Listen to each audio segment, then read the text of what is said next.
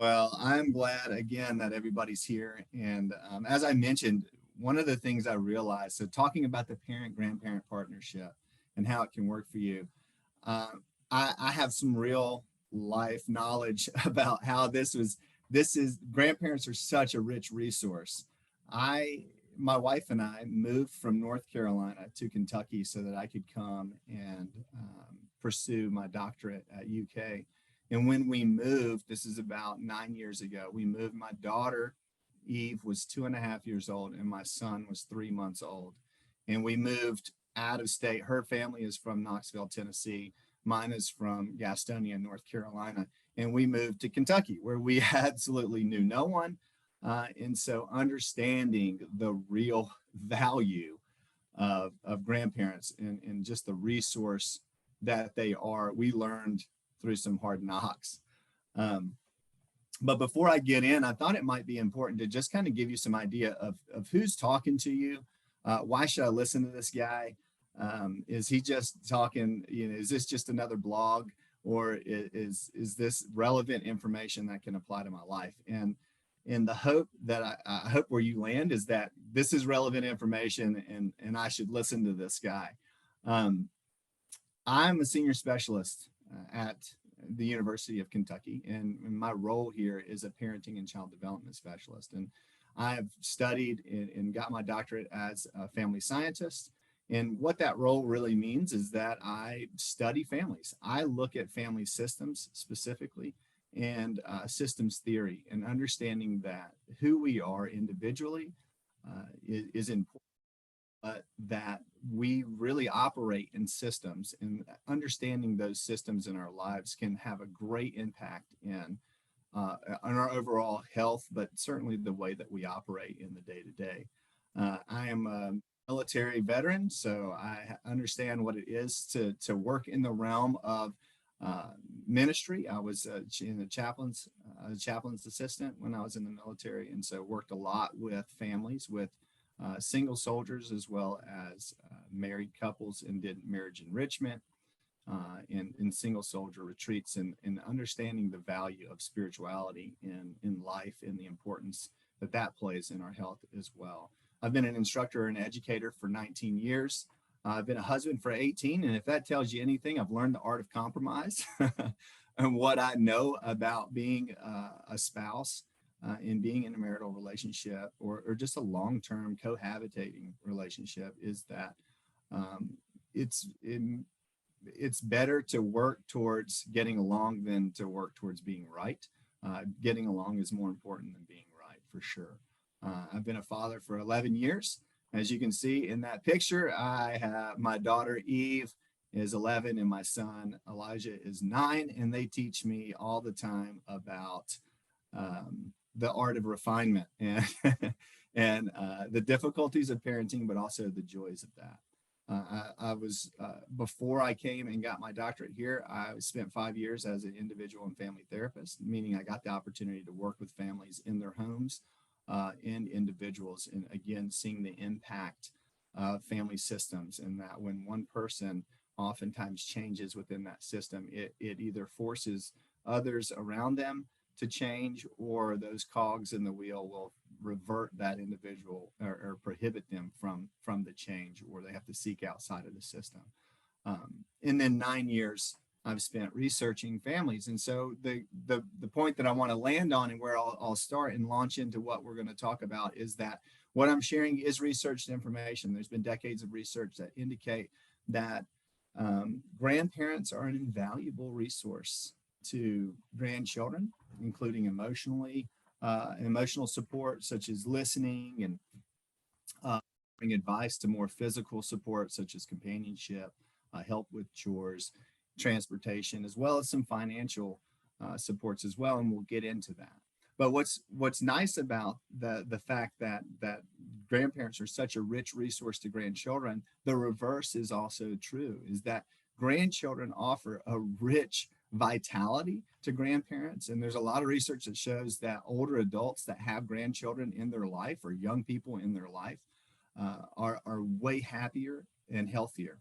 A lot less mental health deterioration, less depression, less suicide ideation, less loneliness, and less physiological ailments. So there's something to grandchildren that they are a slice of life and can really help. And so understanding this relationship and this partnership, as we talked about in the heading, can be critical and bring vibrance both to the grandparent and the grandchild.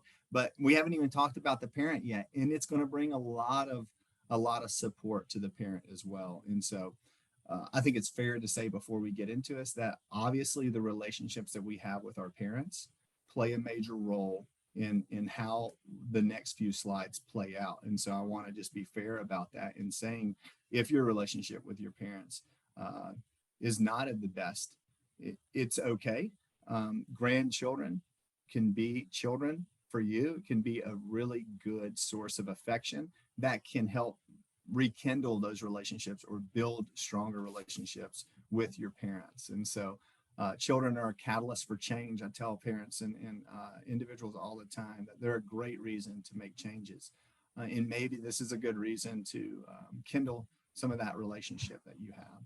So what are we going to talk about today? I just want to go quickly. Again, we've got 30 minutes, so obviously it's not an exhaustive presentation today. And hopefully some of the things you hear are not going to be new to you. And you might say, well, why is that a hope, David?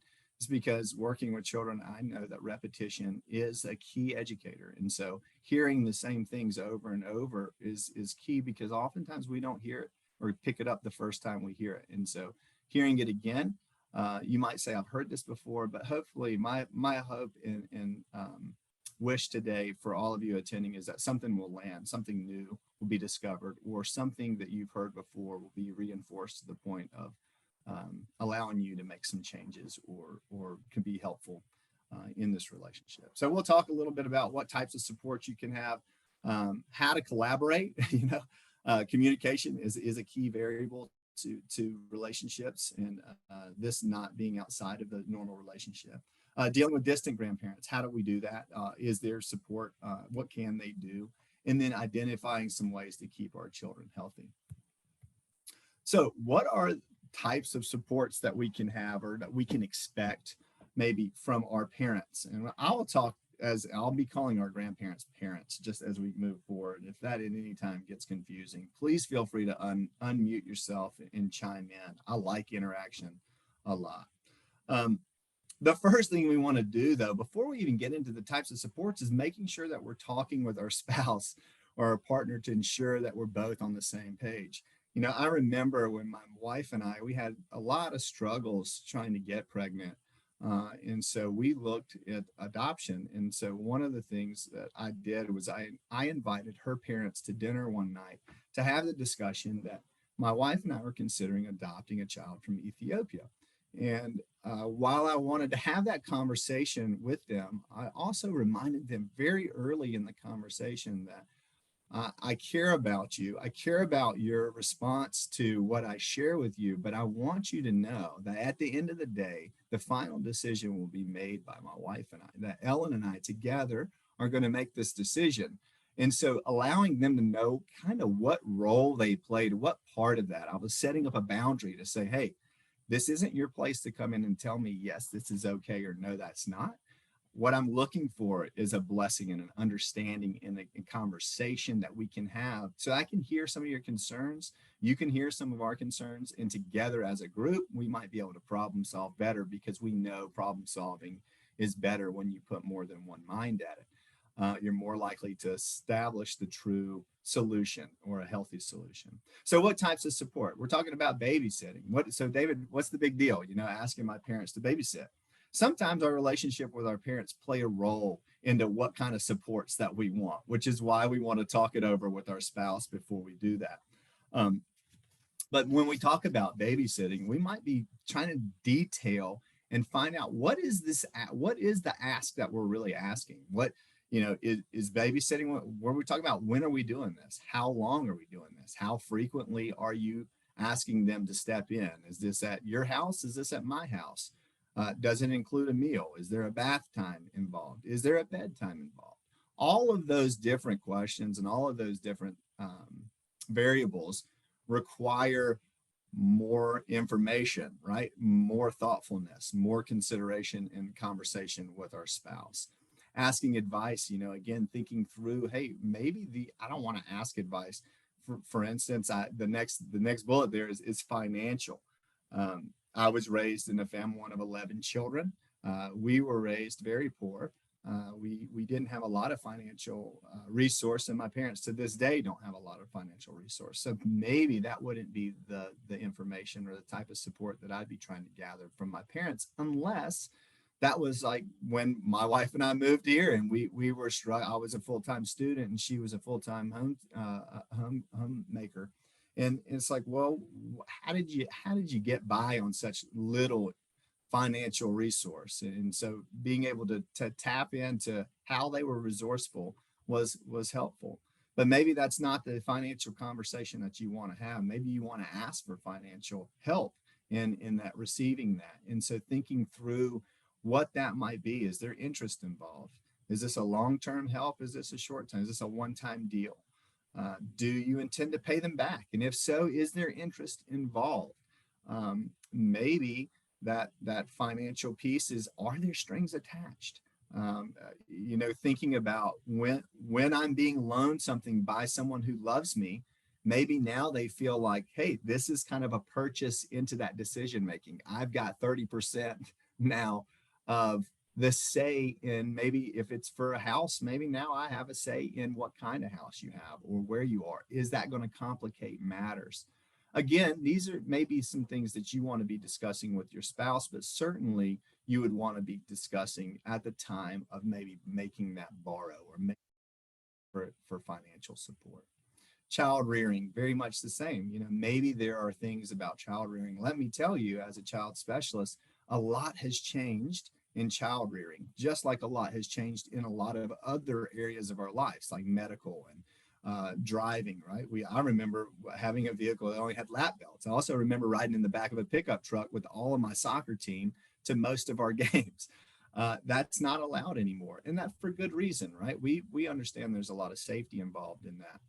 Child rearing practices have also changed. There was a lot that used to be done, and it was accurate and acceptable in that time. Now it's not so much. There are a lot of other ways of disciplining children without hurting or hitting them, that are evidence-based and backed. And so talking about child rearing, maybe we want to talk about what are the type of questions we want to ask from our parents, or type of support that we want. Maybe we don't want them babysitting or using the same style of discipline that they used for us or for me when I was a child. And so we want to be very clear about what those expectations are. Transportation, as you can imagine, not much different, right? Understanding what's involved. What time do we need to be picked up? What time do they need to be dropped off? What's too late? What happens when maybe if we're asking for babysitting or child rearing or transportation? What happens if they get sick? Having those conversations prior can help really reduce a lot of the emotional turmoil that comes oftentimes with some of these support asks. I know this is a small list here. If any of you can think of something that maybe you've asked, maybe a different type of support that you're looking with, if you want to drop that in the chat, that could be helpful too, and I'd be happy to talk to any of that. But once we get to these types of support, the next thing that I think is important is to talk about, how do we collaborate? How do we talk about these types of support? When I was in the Army, we learned that the fastest way to isolate and overtake the enemy is to knock out the communications. You jam it, you interrupt it, you reduce it. And I think that's helpful in understanding or put into perspective the importance of communication. We live and die by communication. And I think that's what the military has understood and educates. And so in order to communicate properly, we need to be clear. Again, talking about the types of support that we want, being very clear to the point to where, yes, I would like you to pick them up by 8. And mom, listen, this can't be late. I get charged, or picking them up by 5, I get charged extra money if they're not picked up on time. And so I really need you to be prompt. Be honest. Being able to say, hey, I have some reservations. I don't want to overburden you. Or I have some reservations because I know your tendency to be late, or to have a strong hand, or whatever the case may be. Just being honest in that. And then, of course, kindness. Kindness, like every relationship we have, kindness goes so far. And so thinking about how we are asking, and the timing. We'll move on to the second piece, is the timing of that.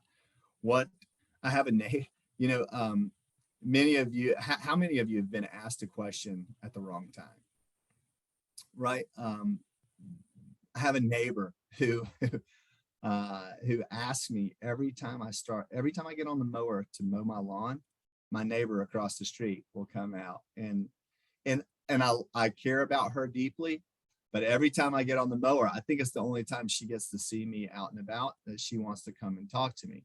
And so the other day I was driving home from work, and her next door neighbor, which is also my across the street neighbor, was trimming his weed trimming out. And he's kind of a heavier set gentleman. And I was pulling into my driveway, and I saw him. He just started running across the yard with his weed trimmer, which was bizarre because, again, he's a larger man, and to see someone quickly moving with a weed eater, you thought, oh man, I thought maybe he hit, maybe he got into a yellow jacket's nest, and they came up, and he's just kind of running.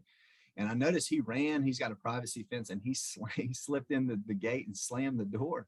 And I thought, man, next time I see him, I should ask him.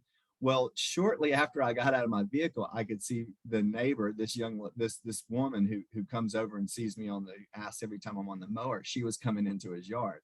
And so my point about that is that timing has a lot to do with how someone might respond, right? You don't want to ask somebody who has their arms full, either figuratively or say actually or figuratively, right? If you literally have your arms full and you're asking somebody for help, probably not the best time, right? Have emotions in there too. We all know that emotions play a big part in the timing that we have. When we have a high emotion, maybe that adds to the promptness or not. Yeah, again, another story. When we were here, my son was probably 2 years old, so we've been here about almost a year, a little over a year and a half, going on 2 years. It just got to the point to where we were overburdened. We didn't know anybody in the community, and we didn't have financial gain, so we really couldn't even get a babysitter. Even if we knew who to ask, we couldn't afford it. So in just a moment of desperation, we called Ellen, my wife, called her parents and said, please, we are at their breaking point. Please come get the kids. And they did. They said, we're on our way. Literally dropped what they were doing because my wife was crying and upset and just kind of had reached her end.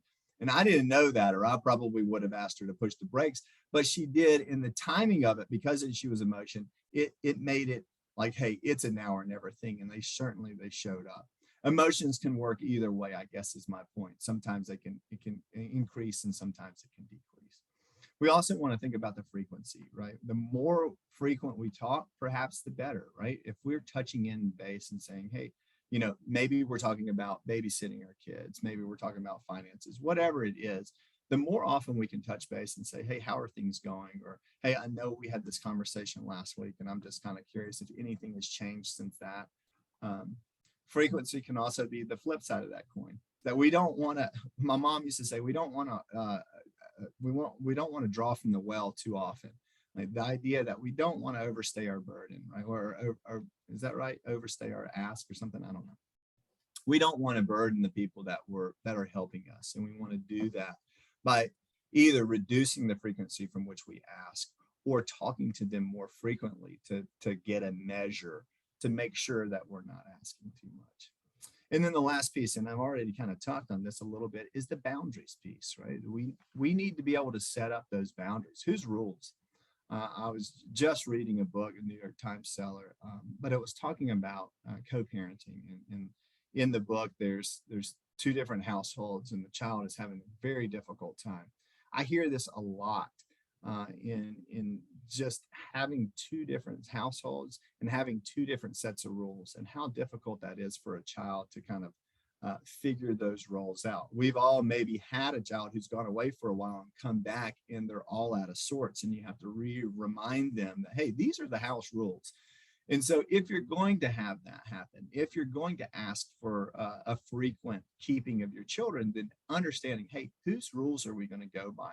It's really easier for the parents to say, hey, my rules need to apply because they're living here. I need them to come back and live under my rules. With that also, again, I touched a little bit on discipline and how we're handling different situations. Hey, maybe we do timeouts, mom, or we do this, dad, when he behaves this way or when she behaves that way. This is how we discipline. It's important. I have pick your battles. It's important to know where we have to be able to give a little bit too, and to say, hey, mom, I just wanted to tell you that yesterday Elijah got a bad report from school, and so what we've done is we've restricted his game time, so he's not allowed to play any games, and I'm not sure he would share that with you, so I just want to give you a heads up. Maybe that's fine, right? We're allowing them to understand we're doing that frequency touch. But maybe at the end of the week we find out that Elijah comes up and says, hey, well, you told me I couldn't do it, but Granny let me do it anyway. Well, maybe that is just what we have to say is like, well, okay, we're going to let that one slide, because maybe that's not a battle that we want to have. Maybe that's not enough to disrupt what's happening, right? We want to be a unified front, but at the same time, if we're honest as parents, we kind of dream about the idea of getting our grandkids jacked up on sugar and giving them back, right? I mean, there's something about that. What goes around comes around. And so having the ability to be a grandparent, we don't want to steal that from them either and say, you know what, you should be able to give them extra sweets, or you should be able to maybe let them stay up later, or be able to spoil them in the way that grandparents want to, right? That they kind of earn that right to be able to do that. And so in doing these things, when we're collaborating, we just want to pick our battle. So what do we do about distant grandparents? Well, this again falls right into the wheelhouse of what we were talking about, or what we were experiencing, what my wife and I were experiencing as we moved away from our parents. In today's world, I mean, in some ways, thank you, COVID, right? I mean, and I might be getting booed right now, but the reality is that COVID really set up in a lot of ways this ability to virtually connect. There's so many different platforms out there that we can use. Most everybody has a cell phone, regardless of their monthly income or annual income, or what we would call socioeconomic status. Whatever, most everybody has a cell phone, and because they do, they have the ability to virtually connect. And so when you have distant grandparents, being able to say, hey, we can connect daily, bi-weekly, monthly, however you want to do this, and then allow that connection to not just be you talking to each other. It's not a phone call anymore. You can engage with one another. My daughter, we've got what they call a portal. I don't really know. We got it as a gift from our grandparents, actually from Ellen, my wife's parents, which is a device. It's just a screen that kind of sits on her kitchen counter, and it allows you to do just that. It connects via Facebook or whatever. It's called a portal, so I don't know what I'm not a tech guy, let's just say that. But my daughter and my wife's mother, they get on, they bake together. They talk, have a good conversation. They mix ingredients. My wife's mother might be making something or baking something completely different than what my daughter is, but they get to have this conversation. They're cooking together. They're sharing stories. They're laughing. They're just kind of being in the same room together as they were, and it has that feeling. So this is an opportunity. We can do that for story time at the end of the day. Maybe you just want to set it on the counter while you bathe the little ones. If you have itty bitty ones, grandparents really want to play a role, and keeping them connected is really important because it helps them as they advance to keep that relationship, as they grow older, to be able to feel connected. I have write letters on here because it's so important. There's not a one of us that if I really pressed you to say, hey, how much would you love to get a letter in the mail? We still love that, right? There's something nice about a tangible piece of paper in our fingertips in a letter that we can stow away and get back out and read again. I don't do that with emails. So there's something about the hard copy that really is important. And then the last thing I would say about this is if we're dealing with distant grandparents, if we want to do long extended periods of time, like some of the stuff that I have on this slide, one thing I would recommend, and I think it's really important that we get the buy-in from the child to direct, if we're going to have lengthy periods of time, that they get to choose what that is. Otherwise, it becomes just another like, I don't want to. And that's the last place we want our kids to be when it comes to grandparents. At times it's going to happen, right? If it's a ball game or something, or time with a friend that they don't get to have because grandma or grandpa are in town, or they have a date with grandma and grandpa, that might happen. But the more we can include them in directing what happens during that call, the more likely you are to enjoy that and to buy into that. All right, on to, and I know this is my last slide, or actually there's one more after this, but this is probably the meat of what we're talking about. And this is how to keep kids healthy. I don't believe that you will see anything on this page that is something that you haven't heard before. So bear with me on this, but I think it's really important. These are critical. I worked I showed you in my slide, I worked as a therapist. And the very first thing I would do every time I assessed anybody I was working with, would ask them, tell me about your eating habits, your sleeping habits, and your exercising habits. Those are three critical components because they have such an impact on your overall well-being, your overall mental health. So everything is impacted by those three things. Relationships, I mean, you name it, right? Your mood, your work, I mean, all of your physical body, your mental state, your spiritual state, all has something to do with these variables. So that's why they're critical, and that's why it's important to go over a balanced diet. You're like, well, what is that? Well, if you look at a plate, and I think Michelle Obama had a lot to do with changing from that pyramid to a plate. And if you're not familiar with Plated Up Kentucky, that's a really good spot. You could literally Google Plated Up Kentucky, and it'll come up and tell you, hey, these are the dietary needs of a child, and this is how you kind of do that. But if you envision a plate and you said, if I split that plate into 4 pieces, half of that plate needs to be filled with fruits and vegetables. The other half is grains and protein. That's it. So if you can think about that, and they're not quite quartered, if you want, the vegetables ought to be probably more like 60%, and the proteins ought to probably be like 60%. The other two are 40%ers, right? So I know those are like that equals 200%. I gather that, but I'm thinking about just your half of the plate. So a balanced diet, critical, right? Sleep is another one. You know, the CDC, the Center for Disease Control and Prevention, states that sleep is a critical ingredient to a healthy child. Ages 1 to 2 need 11 to 14 hours of sleep, and that includes naps within a 24-hour period. Ages 3 to 5 need 10 to 13 hours, including naps. 6 to 12 need 9 to 12 hours. And then teens need 13 to 18 need 8 to 10 hours per 24 hours. And then for those of us that are adults, we really only need seven hours.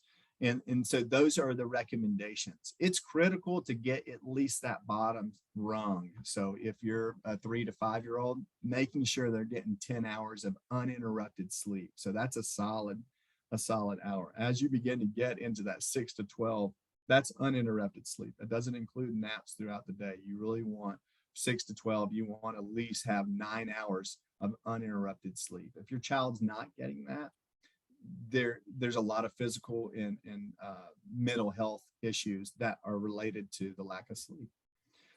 Exercise, another one that the CDC says that, hey, listen, physical exercise, if you're ages 3 to 5, you need to be active throughout the day, period. Your child needs to be moving all day long. Once children get to the adolescent stages of 6 through 17, they need to be active for at least 60 minutes every day. And you can break that up into 10-minute chunks. But I want to play you a video because I think it really puts into perspective the need for exercise, but more so that exercise to be outdoors. And I know that's spending outdoors. So I'm going to see if I can click this and see if it'll bring it right up. Oh, it is. That's good.